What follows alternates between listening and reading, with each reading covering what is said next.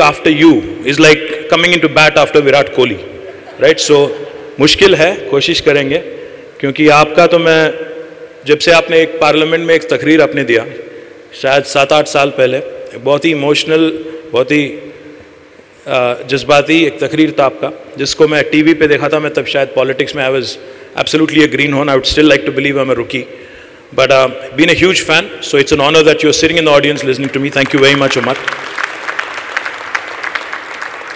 So when I was walking in fact, when I got the invite from Anshuman and also Jakshay and the entire team of Credai YouthCon about 2 weeks ago, I said, what is this conference about? They said it's a youth con.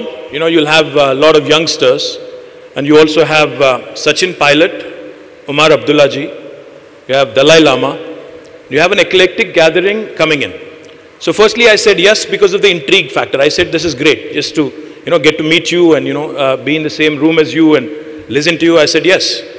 But then फिर मैंने बोला कि मैं बात क्या करूँ, मतलब आप लोग डेवलपर हो, मैं एक अर्बन डेवलपमेंट का मंत्री हूँ, मैं ज़्यादातर आपको रूल्स के बारे में बोलूँगा कि आप रूल ना तोड़ो, सेटबैक ठीक से लगाओ और सब कुछ ठीक ठाक करो, मैं यही उपदेश दूंगा, क्या करूँगा उससे ज़्यादा. बोले नहीं पूरा मतलब यूथ है, अब जो बोलना चाहेंगे बोलिए, और specially all of these youth and youngsters are second gen and third gen. So I said great, that is a good opportunity for me to interact. So I walked in. When I walked in, all the guys that welcomed me, including our local chapter president, Mr. Ram Reddy, because I was told everybody here would be less than 40. पर यहाँ पे आया देखते हैं कि ज़्यादा लोग 40 के ऊपर है. तो मैंने पूछा यार ये आप लोग क्या कर रहे हो यहाँ पे? तो किसी ने कहा, जक्षय ने या किसी ने कहा कि किसी ना किसी को तो बिल देना पड़ेगा यार, चेक तो लिखना पड़ेगा, तो we are all here. So I'm glad to be a part of this wonderful event, and I'm glad that this is happening in Hyderabad. The reason why I say this is because I was told by Jakshay and also Rohit Raj that for the first time, YouthCon is happening at such a, on such a large scale. In fact, I was told it was, when it happened the last time, it had about 170 odd people, out of which again 150 people were over 40. So this time I'm delighted that there are far more young people and far more, a great deal of participation from across the country as well. 66 cities, number of people from across the country. So delighted that you've chosen Hyderabad. Hyderabad से जो भी चीज़ की शुरुआत होती है, अच्छा ही होता है. तो मुझे उम्मीद है कि YouthCon भी और भी मजबूत होगा और भी अच्छा होगा, क्योंकि सुनने को मिलता है young Indians, young presidents organizations. We also have YEO, the Young Entrepreneurs Organization. These are the guys you get to meet very often in business. But for the first time, developers, and that too, there are also a lot of lady developers as well.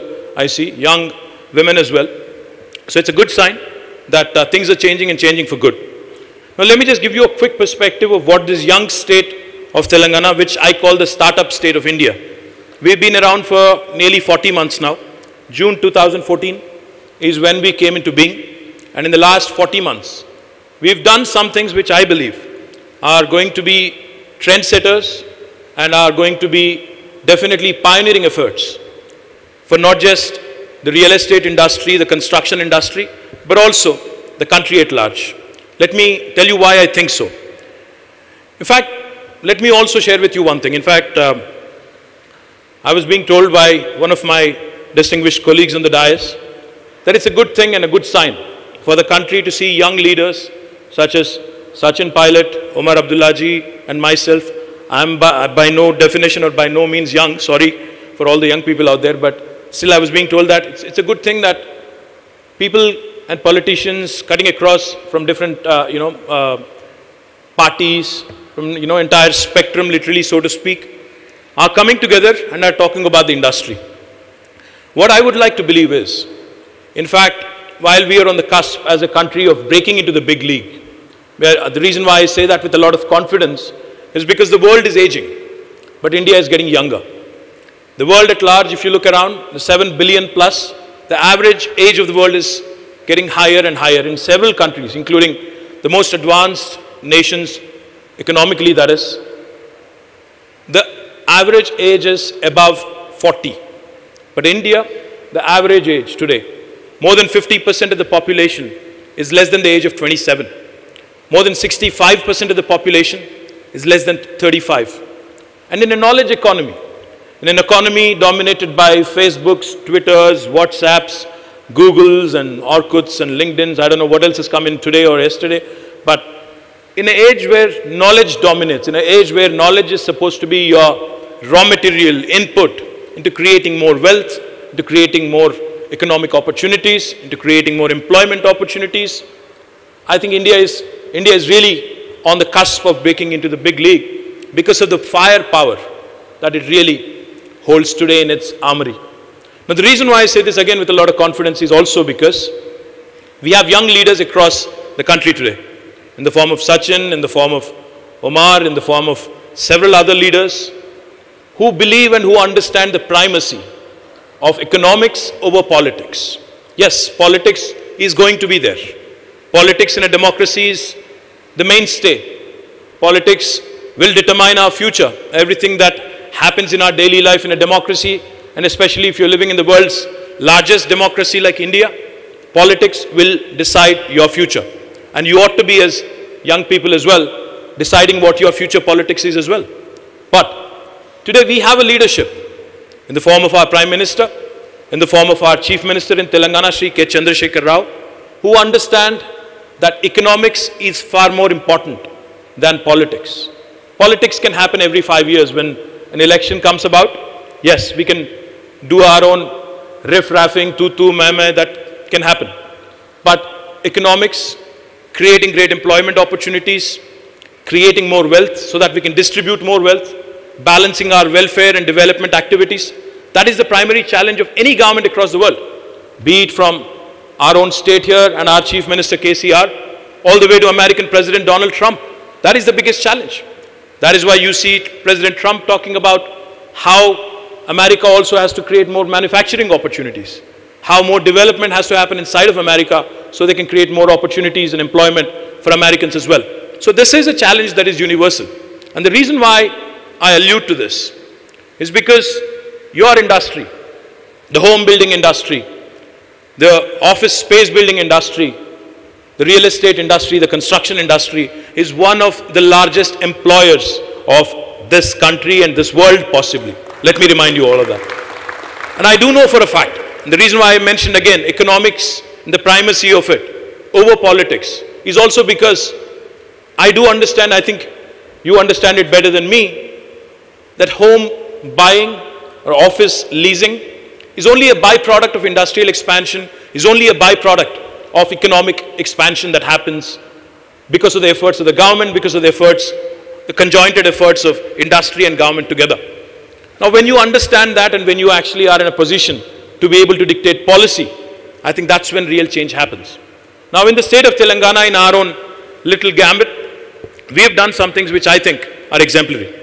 The first thing we've done, which I must tell you, in fact, we've come out with one of the most progressive industrial policies this country and possibly this world has ever seen.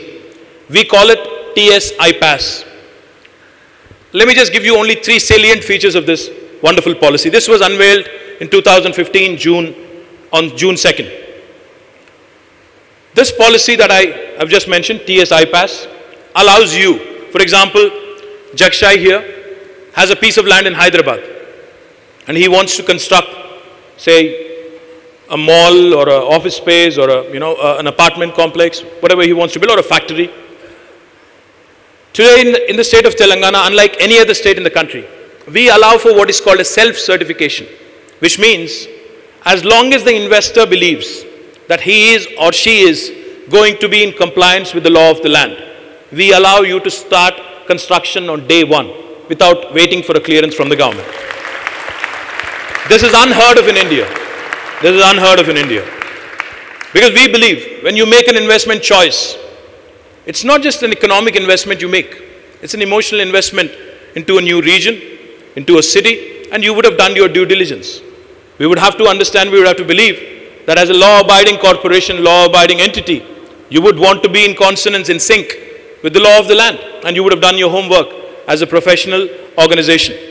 The second thing I would like to point out, only for regulatory purposes, when you start construction, when you start an industry in Telangana through self-certification, we request that you submit an application online. You do not have to meet a bureaucrat.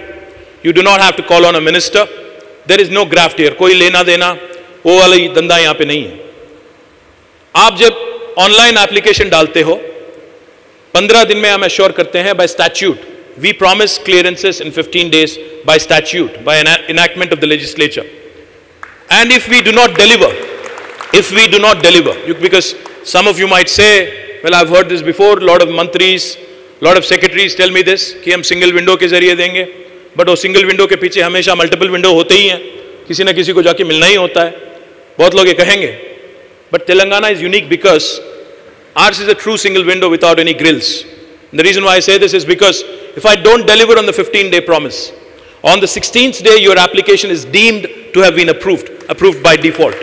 You need not seek another thappa from the government. This is again unique. No other state in India will tell you this, including Gujarat. Modi Sahab, including Gujarat. And Jakshai, sorry, including Gujarat. The third thing I'll tell you, in fact, we penalize our bureaucrats. If they are held responsible for the delay, for holding up your file beyond 15 days, from the 16th day onwards, we literally impose a fine of ₹1,000 per day till such time as they clear it. Now this is truly pioneering and path-breaking policies which have made Telangana the #1 state on the ease of doing business index across the country, which is a joint ranking given by DIPP and World Bank. In the last 2.5 years, in case for those of you who think, this sounds too good to be true, let me tell you. TSI pass in the last 2.5 years. We have given more than 6,000 clearances in less than 15 days. We have attracted more than 1,20,000 crores of investment. We have created more than 300,000 new jobs, direct jobs, and indirect would be obviously twofold that. So we've been a trailblazer, not just in policy, but also in terms of attracting investments as well. Even in the real estate space, even in the home construction business, we came out with some reforms which are truly path-breaking. We approve all of the applications from the real estate industry through a specific module called DPMS, Development Permission Management System. And we give all clearances, again in the same format that I've just explained to you, deemed approvals, penalties linked to it, which makes it very, very unique and very, very efficient. Let me also tell you one quick thing. अभी मैं हमारे chairman साहब से कह रहा था, गीतांबर जी से, I was just inquiring, trying to find out इस ऑडियंस में कितने लोग फर्स्ट जनरेशन एंटरप्रेन्योर रहेंगे यूथ कॉन में. Are there any first gen entrepreneurs in youth con here? I see some, which is good, about 10, 15, 20 out of, excellent. Well, let me tell you something. I'm also son of a father, an illustrious father, somebody who's fought and is a first gen politician and who's had to fight very, very hard, I'm sure like many of your fathers and mothers, because I'm presuming from the show of hands that majority of you are either second gen or third generation entrepreneurs, third generation developers rather. Let me tell you only two things. One, किसी का बेटा होना या किसी का बेटी होना कुछ हद तक आपको मदद करेगा, आपको एंट्री पास के तौर पे मदद करेगा. हाँ, किसी के बेटे हैं तो लोग बुलाएंगे, बात करेंगे, उनके जैसे अभी उमर साहब ने कहा, उनके दुश्मन भी आपको मिलेंगे, उनके दोस्त भी आपको मिलेंगे जरूर, बट कुछ हद तक मदद होगी. But the only problem I see, in fact, in a lot of second gen and third gen entrepreneurs and third gen and second gen developers is, and don't get me wrong for saying this, and that also includes second gen and third gen politicians as well, like myself. The fire that you see typically in a first gen entrepreneur, the fire in the belly that you see in a first gen politician is typically lacking in a second generation or a third generation, typically. That is because we tend to take things for granted. Because हम जिस घर में या जिस माहौल में हम लोग बढ़ते हैं, पलते हैं, we take a lot of things for granted. We take the fame for granted. We take fortune for granted. हमें लगता है कि हमारे साथ रहेगा ही रहेगा, कहाँ जाएगा? But please, my request to you is, do not take it for granted. Because all of these things can disappear in no time.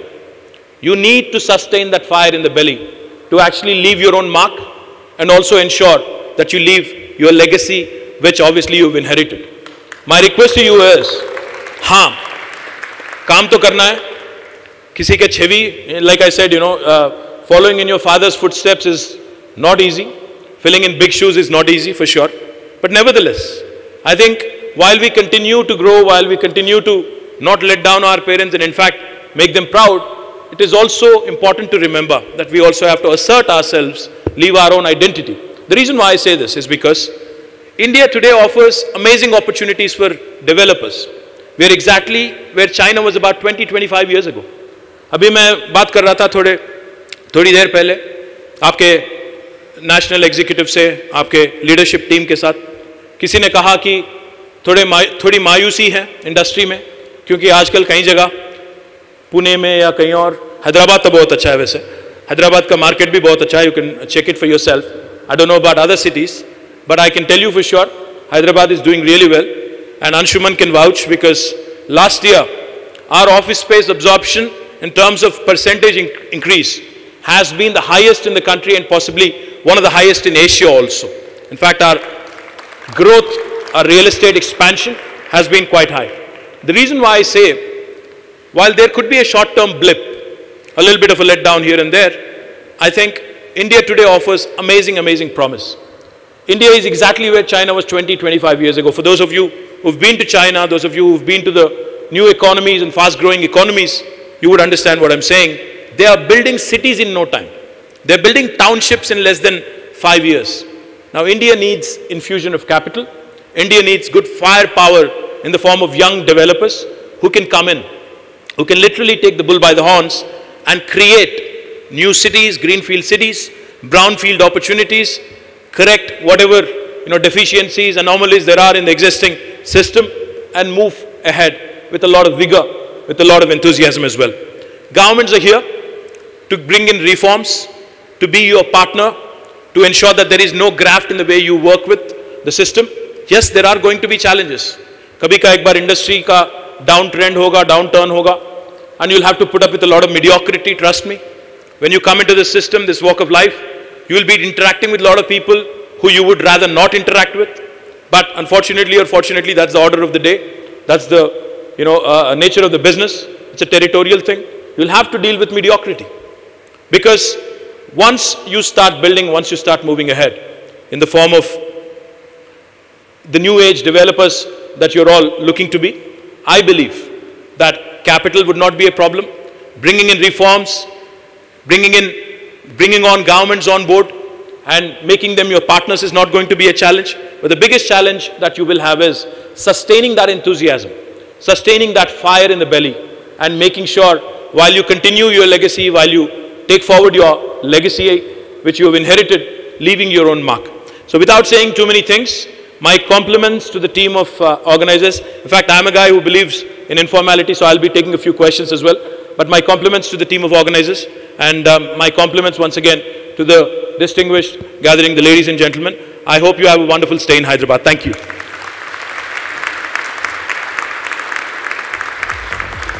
Thank you, and thank you, sir.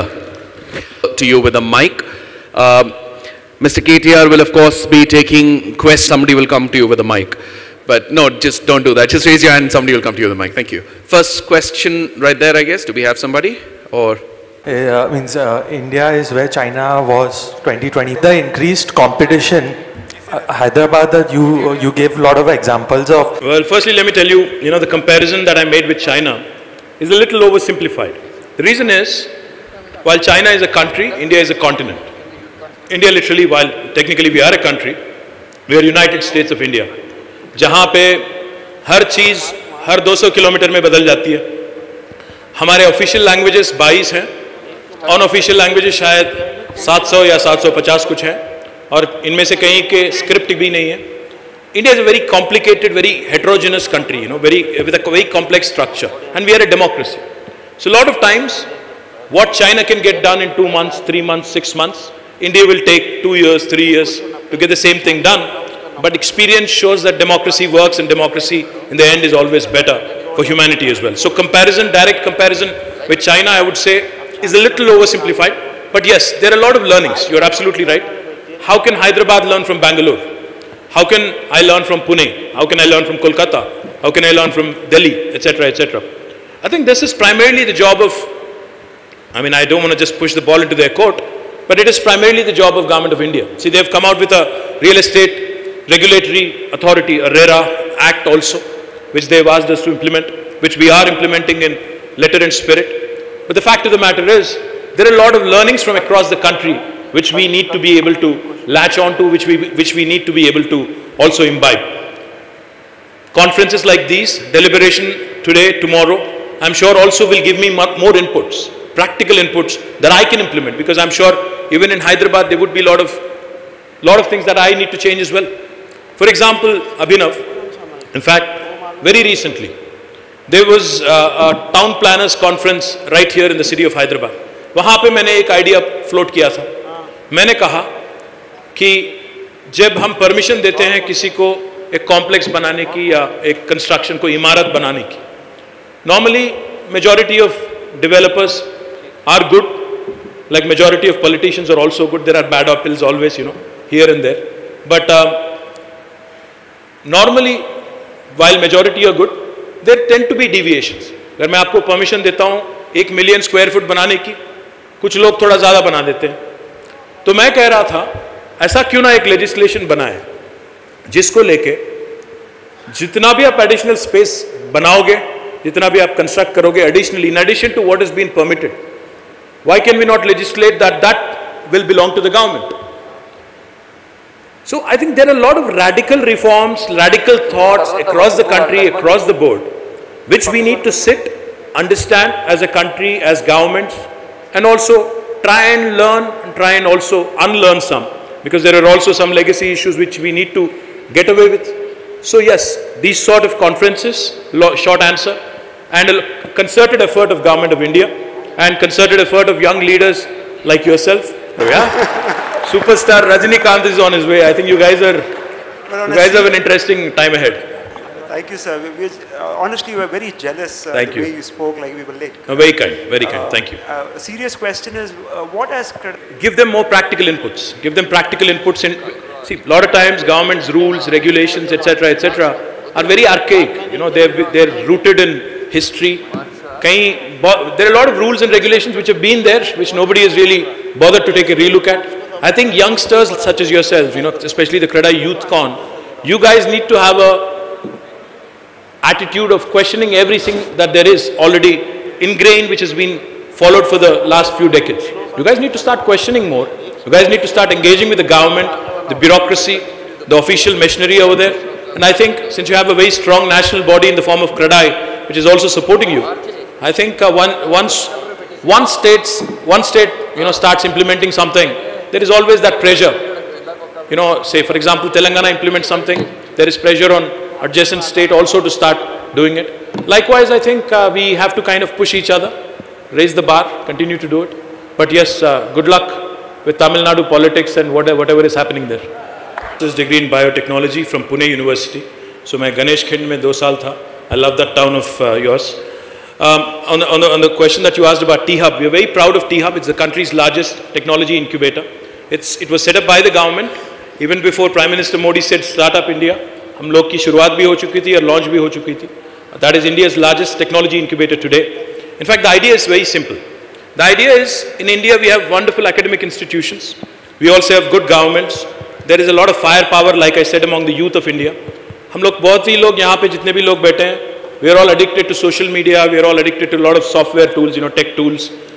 Unfortunately, while India and Indians are respected for their problem-solving abilities, we are not really respected for our entrepreneurial abilities. So that was the genesis of T-Hub. We said, why don't we create a platform which will give young Indians, not just young Hyderabadis, young Indians, an opportunity to dabble in whatever they want to develop, to dabble in whatever they want to innovate. So that was the genesis of T-Hub. Now we are in the process of building the world's largest incubator in Hyderabad, which will also come up before the end of this year. But now going back to your question about how can we recreate more of these. In fact, Niti Aayog has been to T-Hub. They have recommended to each and every state government to study the model, replicate it in their states also. And we in fact also offer consultancy. वैसे free नहीं करते हैं. अगर महाराष्ट्र सरकार को फडणवीस साहब को बोलिए कुछ चाहिए तो हम आएंगे, पैसे वैसे थोड़े लेके काम करेंगे और वहाँ पे भी शुरुआत कर देंगे. We'll be happy to assist. Hello, sir. Yeah, things I think which was said by John F. Kennedy. And if you go to Nitin Gadkari's office in Delhi, he has it in big bold letters out there. It reads rather, America does not have great highways because it is rich. America is rich because it has great highways. The key point I'm trying to make is infrastructure is what is really, literally, I mean, I'm not even trying to use a pun here, but infrastructure is literally that pathway, that vehicle, that platform, which literally creates the avenues for more economic opportunities, for more employment opportunities. City like Bangalore, city like Hyderabad, while you might compliment Hyderabad, I cannot be relatively happy. Vishwas, even I am not happy as urban development minister with the kind of infrastructure there is in Hyderabad. Because I can't compare myself to a Bangalore and say, हाँ Bangalore में 2 घंटा लगता है airport जाने के लिए, यहाँ पे 1 घंटा लगता है तो मैं बेहतर हूँ. No. I think if I really have to compete with the world, I have to benchmark myself against the best cities in the world and not just with the best cities in India. That's one thing I would want to point out. The second thing is, which was the biggest challenge for any government in the states especially, not Delhi, but the states is access to capital. I am all for infrastructure. I want to build infrastructure which is at least 15 years ahead of the growth I am having today. Today, Telangana is the fastest growing state in India in terms of economic expansion, in terms of our own state revenues. We are growing at 18 to 19%, which is double the rate of the country's growth rate. But am I happy with the infrastructure growth in my state? Not really. I think I could do more. But the biggest challenge is access to capital. This is where private sector can come in. This is where we need to innovate. This is where we need to find out jugaad models for India. This is where we need to be very innovative about financing our own infrastructure efforts. For example, in Hyderabad, my GHMC, my Greater Hyderabad Municipal Corporation, will be the first corporation in India, first municipal body in India, which has started a very audacious effort, which I have been pushing them to do. We'll be the first corporation in India to be raising 1,000 crores via municipal bonds this year. We've already begun the process day before yesterday. We'll be the first. But that is not going to be enough. We've also started doing several other things. For example, the wonderful 8-lane expressway that you come into the city on, the outer ring road as we call it, we're going to monetize that also. Now I've appointed a transaction advisor recently, and I'm going to go in a TOT mode, the transfer, operate, toll, operate, transfer mode, which is going to give me some more money upfront so that I can again reinvest in building more infrastructure. To answer your question more pointedly, while I continue to find more ways and means to raise money and to create more infrastructure, this is where Government of India needs to step up its game. It needs to get out of the shell. There are companies, there are many financial institutions across the world which are ready to fund us, which are ready to give huge amounts of money. Recently I was in UAE. There is a large corporation out there called Bin Zayed, which invests in infrastructure. They're ready to give me $5 billion, but unfortunately, and all for infrastructure. Unfortunately, I cannot as a state just go out and get that check and start building infrastructure here. There are rules imposed by Department of Economic Affairs, Government of India. They come in the way. So Government of India needs to ease out this fund flow, this capital into the country. Only then, only if they push more, if they let states do more and let, incentivize those states who want to do more. Let me put it that way. And not disincentivize us, not hold us back. Then I think the change that you talked about will come about. But at the same time, without waiting for them, we'll also have to be very innovative about financing. We'll need more support from the private sector. You guys have to be our partners. You guys have to come work with us in building more infrastructure in a hybrid annuity model, in a deferred payment model, where you invest upfront, we'll pay you back. Because government, we won't be running away. It's an institution.